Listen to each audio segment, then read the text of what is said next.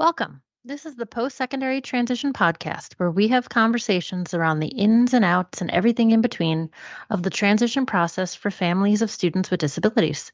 I'm one of the hosts. My name is Megan Smollett, and I am a public school transition coordinator. And as always, I have my co host with me.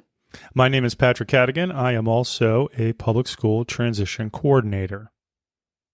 So we're not quite sure, but for us, this is graduation week. So it has been monumentally busy, not only for us, but the teachers and the families as they are prepping for all of the stuff that needs to get done. But we wanted to take some time to share out one of our own resources and what we have referred to from our website as the transition tools.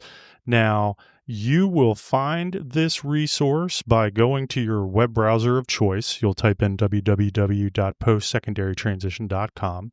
And at the top of the screen, you'll be met with our different tabs, right? You have home, what's in an IEP, which is still an upcoming set of tabs and stuff. But where to start, resources, blog, contact, all that stuff. Where you will go for this resource is where to start, and that'll give you another drop-down menu, and at the very bottom of that drop-down menu is Transition Tools, and you'll click on that link. So the Transition Tools was an idea that we came up with, and what we were trying to do was put in one space of things that we are coming across constantly. One of those tools that families need to have in their toolbox is the ABLE account.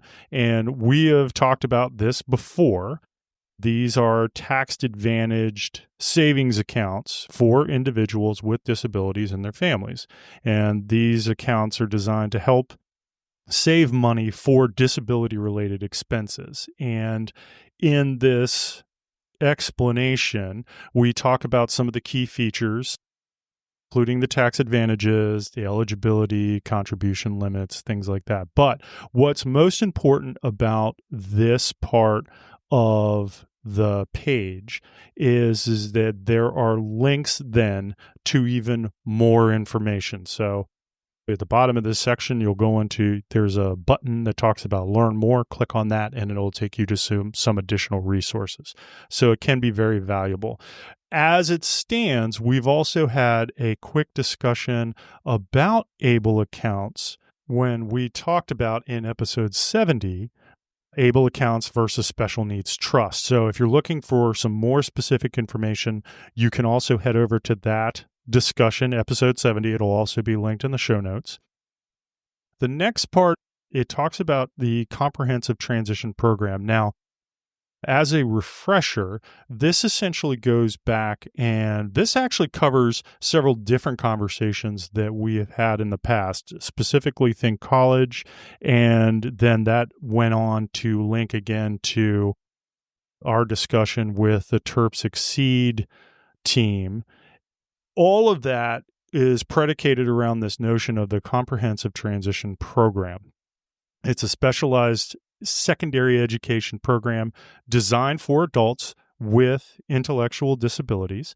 And these programs tend to offer inclusive and supportive environments where the students can go to continue their education. In some cases, they have opportunities to gain vocational skills. But one of the big key points is also developing independence. So again, in this tools section for us, we talk about some of the key features and the critical role that it will play. So it's really good to go in and give yourself an overview of what this platform is. Along those lines, one of the other things that we talked about, and again, this goes back to a previous conversation that we've had, we talk about digital portfolios. Now, digital portfolios are an online collection of students' work, achievements, experiences, and very simply, it is a visual for who your student is and what they are capable of doing. We highlight 3 tools that we have used in the past. These tools are ones that so many people are familiar with: PowerPoint, Google Slides, or even Apple Keynote. Again, we have had this conversation before. This takes us back to episode 39, where we cover digital portfolios. This is a good place to start, give you an overview of what they are, and then we'll lead you to even more information. Then we also talk about work programs.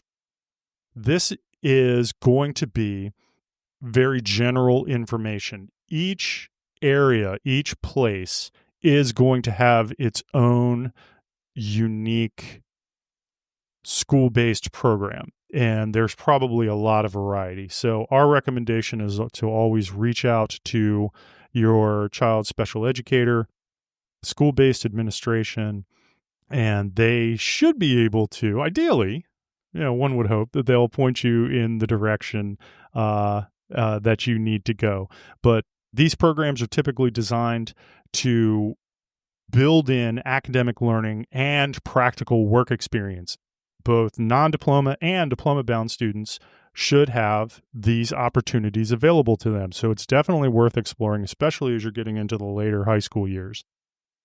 There is a link to an episode that we did, episode 19, where, again, Megan and I cover the school-based work programs as we understand them in our area. But again, preface that by saying that, each area is going to be unique. Each area is going to have its own focus. But for these work programs, they can cover internships, job shadowing opportunities, career and technical education programs, employer partnerships in some cases, and even additional academic credit. So definitely worth looking into. One other thing that we cover quickly is the supported education model, which this is focusing primarily towards post-secondary education. It really kind of talks about, or really goes into, personalized supports, accommodations, and services to address the unique needs of students who are looking to access that opportunity. So there's some general information about planning, collaborative supports, skill building, and again, we're working towards, as always, so much of our stuff is ongoing, always under development. And if you can think of any additional supports or any resources that you think would be valuable to us, please throw them our way. We love it. One other thing that we talk about is where we cover is the transition fair. This is a resource that school systems make available to parents. To so many of the families that we know get their start with transition from these fairs. They cover resources, information, services. This is the place to go. And you're going to run into so many things. So we always encourage anyone, as they are prepping for or thinking about that transition process, to go to a transition fair. It is invaluable. In fact, in our area, we just found out, now that Megan is running the whole thing, they're really working towards planning these things out. They've already nailed down a date for our next one, which will be at the beginning of next school year in October. Again, different school systems do different things. So, of course, I'm not sure how far out these are planned in other places, but it is worth asking the question and finding out. Transition fairs are definitely great places to start. So again, it's going to be a crazy week for us. So we just wanted to have a really quick conversation. The transition tools page can be a useful resource to family as they are beginning this process. So we just wanted to share it out.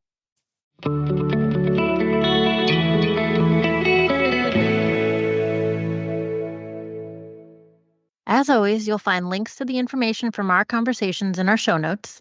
We would love for the information from this and all our other discussions to reach as many families as possible, and we need your help to do that.